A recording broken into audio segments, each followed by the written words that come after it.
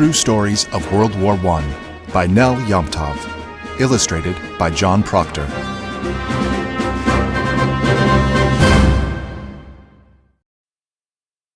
Chapter 1. World War I, The Great War. Even for people who didn't live through it, World War I, 1914 to 1918, is known as the Great War. Never before had two alliances of the world's most powerful nations clashed in mortal combat. The Allied powers included Great Britain, France, Russia, Belgium, and later the United States. The Central Powers mainly included Germany, Austria-Hungary, and the Ottoman Empire. The assassination of Archduke Franz Ferdinand by a Bosnian Serb in June 1914 sparked the conflict. Ferdinand was in line for the Austria-Hungary throne. The shooter was a member of a revolutionary movement. He wanted the Serbian people to form a nation independent from Austria-Hungary. 1 month later, the flames of war erupted in full. Austria-Hungary invaded Serbia.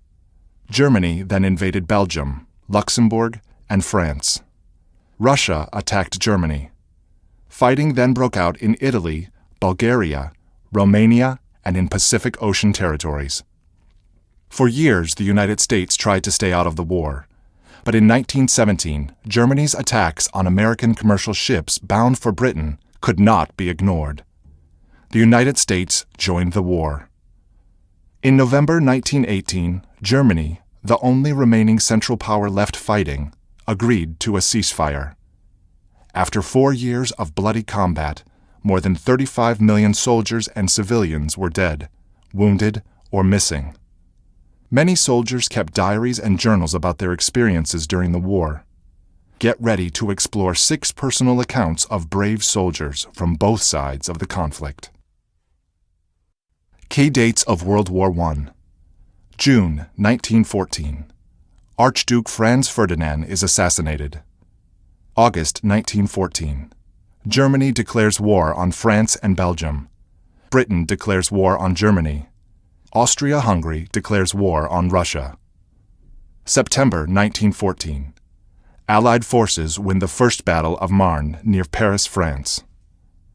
October to November 1914. Allied forces win the First Battle of Ypres in Belgium. May 1915. A German U-boat sinks the British passenger liner, Lusitania, killing 1,198 civilians. April 1915 to May 1916. The Central Powers win the Gallipoli campaign in Turkey. February to December 1916. Allied forces win the Battle of Verdun in France. July to November 1916. The Battle of the Somme is fought to a draw in France. April 1917. The United States declares war on Germany. July to August 1918. Allied forces win the Second Battle of the Marne in France. November 1918. Germany agrees to a ceasefire ending the war. Major Allied and Central Powers. Allied powers. Central Powers. Neutral nations. Chapter 2. Donald Hankey, Baptism by Fire. Donald Hankey was a sergeant in the 7th Battalion of the British Rifle Brigade. In 1915, Hankey's battalion held trenches that had been captured from the Germans. These trenches offered protection from the enemy, but they were also breeding grounds for lice, rats, and disease. But the awful conditions were nothing compared to the battle that awaited Hankey and his fellow soldiers. We had to fix the trenches under fire. The German mortars rained bombs day and night. Give a hand here, Hankey! Night after night, the Germans tried to recapture the trenches.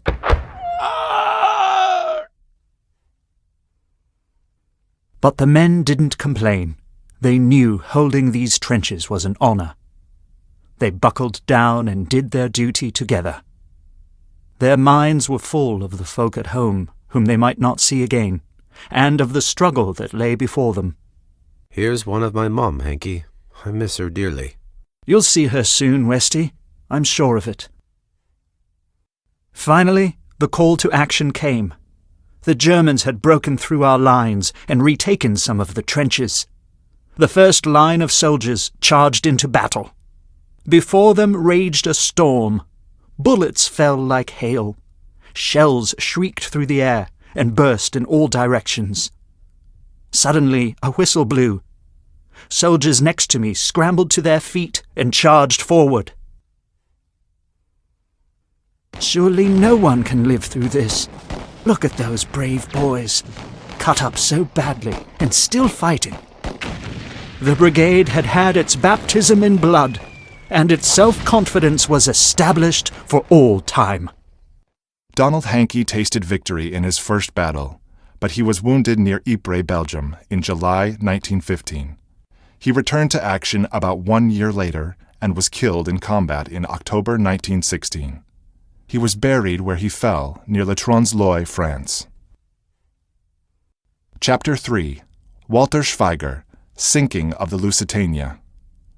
Walter Schweiger joined the German Marines in 1903. In 1914, he was given command of the deadly U-20 U-boat. On May 7, 1915, Schweiger spotted the British ocean liner RMS Lusitania. The Lusitania was sailing from New York to Liverpool, England. Schweiger suspected the ship was carrying ammunition and other war supplies for Allied forces. Captain Schweiger, come immediately. We've sighted the funnels and masts of a steamer straight ahead. It's a large passenger liner, but it's likely carrying military supplies to Britain. What a wonderful way to spend our honeymoon, darling. It has been a splendid voyage. The steamer has turned. It's headed for Queenstown. We'll have an excellent shot. Take us down 36 feet. Run a course that meets with that steamer. Tell the gunner to ready the torpedoes. Wait. Shoot! Torpedo on the starboard side!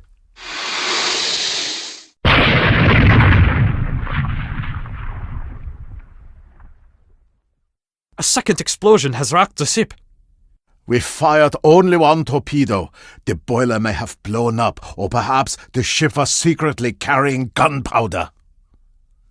Minutes later. Easy now. I've got you. Oh no, the ship is going down! Should we fire a second torpedo, Captain?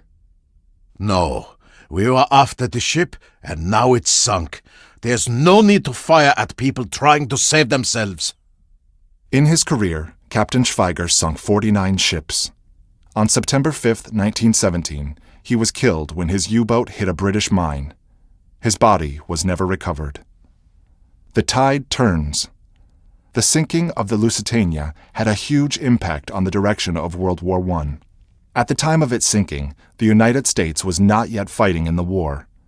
But the death of 1,198 people on an unarmed passenger ship outraged many Americans. The event turned public opinion against Germany. It fueled the United States' entrance into the war in 1917. Chapter 4. Alan Seeger, Rendezvous with Death. Alan Seeger was an American poet who moved to Paris, France in 1914. When war broke out, he joined the French Foreign Legion. He wanted to fight for the country he had come to love. During the war, Seeger wrote the poem, I Have a Rendezvous with Death. Outside the small town of 𝕊𝕦𝕦𝕚 in northern France, the words of this poem echoed his destiny. Still writing letters to your friend, Alan? Yes. I want to tell him that I'm finally getting the chance to fight for France, Riff. June 28th. We go up to the attack tomorrow. Plenty of cartridges, grenades, and bayonets. This is the supreme experience. Several days later. We've been ordered to prepare for attack. I wonder what the next few hours will bring, Alan. Death may surprise me, but it doesn't frighten me. It is my destiny. 2 battalions mounted an attack on the village of 𝕊𝕦𝕦𝕚. Seeger's battalion waited in reserve as the 1st Battalion stormed the field. Then the order for Seeger's unit to advance rang out. Forward! God be with you, Alan. Beloy is ours!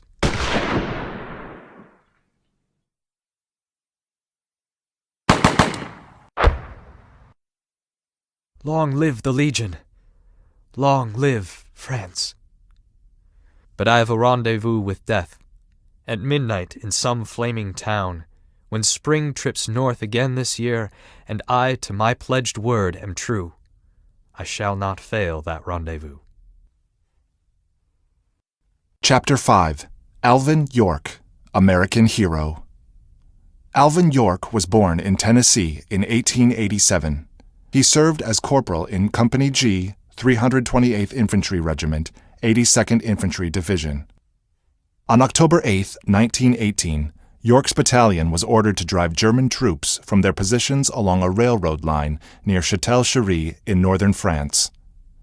In the hours that followed, York became a one-man war machine. German artillery and machine gun fire had pinned us down the valley several hundred yards wide. Our troops were on a mission to capture Decauville Railroad from the Germans. "We've got to get those machine guns mopped up." More than 30 machine guns were hidden on the ridges 300 yards away. A small group of us decided to surprise them by sneaking behind their lines and attacking from the rear. "It'll be 17 of us against all them Germans, boys. Let's make every shot count." We dashed from bush to bush until we came up behind enemy lines.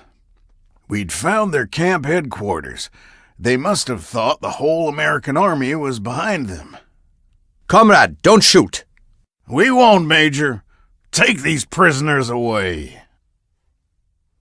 Suddenly, the machine guns on top of the hill swung around and opened fire. The Germans couldn't miss. Our troops began dropping like flies. Faster! Don't let them escape! That left me in command. I was right out there in the open. Every time I saw a German, I just picked him off. I couldn't miss at that distance. In the middle of the fight, a German officer and 5 men charged me with fixed bayonets. I flipped out my pistol and picked them off, too. "Come on down and give up. I don't want to kill any more of you than I have to." English? "No, not English. American. I've already killed more than 20 of your men.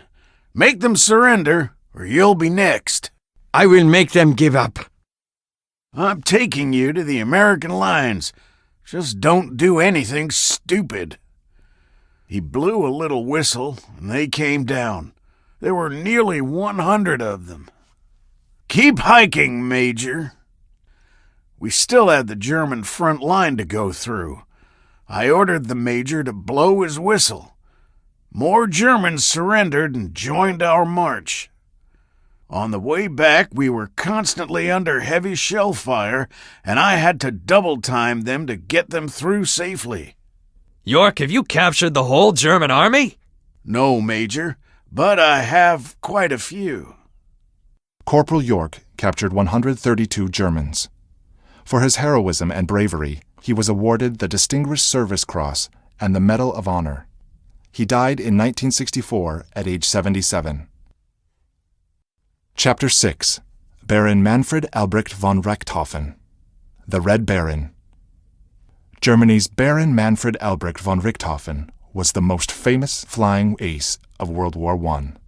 He chalked up 80 combat skills during the war. To distinguish himself from other pilots, Richthofen painted his planes a dazzling red. His blazing red planes earned him the nickname, the Red Baron. April 2nd, 1917. A German Air Force base near Arras, in northern France. Baron Richthofen, the English planes are here. Come quickly. Get the Redbird ready to start. The flying ace wasted no time getting airborne. The Red Baron feared the enemy would escape him, when suddenly...